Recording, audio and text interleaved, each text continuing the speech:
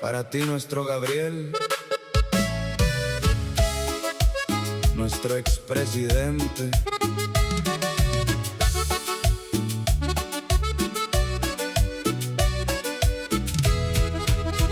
Nacido en el sur, forjado entre viento y memoria cuando era estudiante, marchaba por las injusticias sociales alzando la voz por cambios.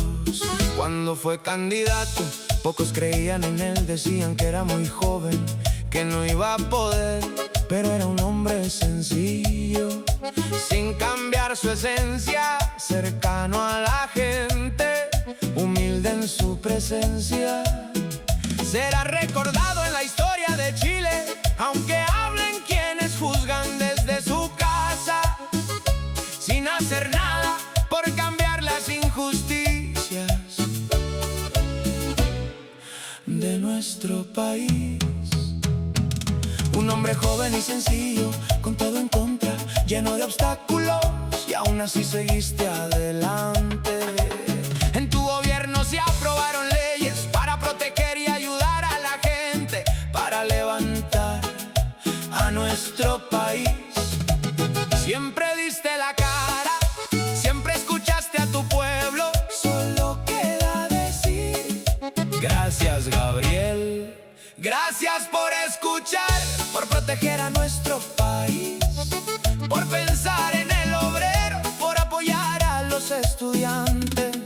Gracias por proteger a nuestros niños. Gracias por proteger nuestros recursos naturales. Gracias por no permitir que se apoderaran de nuestro país. Gracias por las 40 horas para poder estar más con nuestras familias. Gracias, querido Gabriel, por protegernos del acoso laboral. Gracias por apoyar a los deportistas, por mejorar infraestructura deportiva. Motivaste el deporte a nivel nacional.